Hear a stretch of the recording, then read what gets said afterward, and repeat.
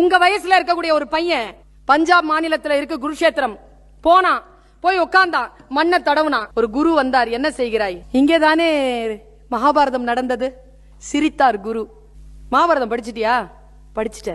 யாருக்கும் நடந்தது? பாண்டவருக்கும் கௌரவம். யார் பாண்டவர்கள், யார் கௌரவர்கள்? இதை தெரிந்து கொள்ளவில்லை என்றால் மகாபாரதத்தை நீ புரிந்து கொள்ள முடியாதுன்னார் குரு. என்ன செய்தி தெரியுமா? பஞ்ச பாண்டவர்கள் என்பவர்கள் வேறு யாரும் இல்லை, நம்முடைய ஐம்புலன்கள். கண்ணு, காது, மூக்கு, வாய், மெய். இதை புரிஞ்சுக்கோங்க. நான் ஒன்னு சொல்றேன், கேளிக்கைகளில் மூழ்காமல் வாழ்க்கையை மீட்டெடுப்பதில் கவனமாக இருக்க வேண்டும் என்பதற்காக நான் சொல்லுகிறேன்.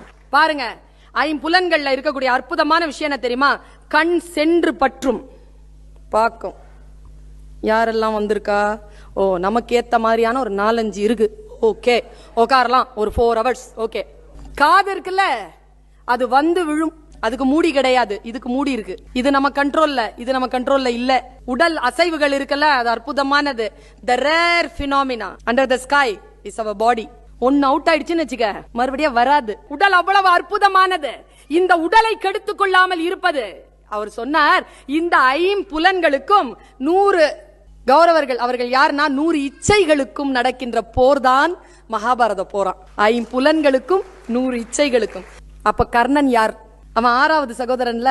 அவன் யார்? நான் குரு சொன்னார் பாருங்க, உள்வாங்கி கொண்டு போங்க. அந்த கர்ணன் இருக்கான்ல, அந்த 6வதுங்கிறது என்னன்னா மனசாட்சியா. அந்த மனசாட்சி எப்பவுமே இச்சைகள் பக்கம் தான் நிக்குமா.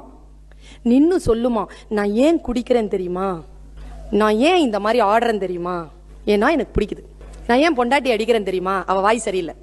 நான் ஏன் குழந்தைங்களை அடிக்கிறேன் தெரியுமா, அவன் நடத்த சரி. நான் ஏன் கெட்ட வார்த்தை பேசுறேன் தெரியுமா, என் முன்னால இருக்கிறவன் தான் என்னுடைய ஆயுதத்தை தீர்மானிக்கிறான். இப்படி எல்லாம் அது சாட்சி சொல்லிக்கிட்டே இருக்கும். தான் எவ்வளவு அநியாயம் பண்ணாலும். அதுக்கு பேர் தான் கர்ணனா.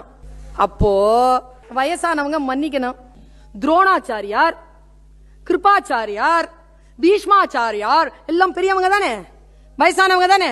அவங்க எல்லாம் ஏன் இச்சையின் பக்கம் நின்னாங்க? என்ன பதில் பாருங்க, குரு பதில். வயசாயிடுச்சுங்கிறதுனாலேயே அவர்கள் நியாயமாக இருப்பார்கள் என்று நீ நினைக்காதே. அவர்களாலும் இச்சைகளை அவ்வளவு சீக்கிரமாக வென்றுவிட முடியாது. சோ அவர்களை நாம் மன்னிக்கலாம். அப்போ கிருஷ்ணன் யார்? மகாபாரதத்துல கிருஷ்ணன் யார்? தேரோட்டி தானே. பார்த்த சாரதி. சாரதினா டிரைவர்.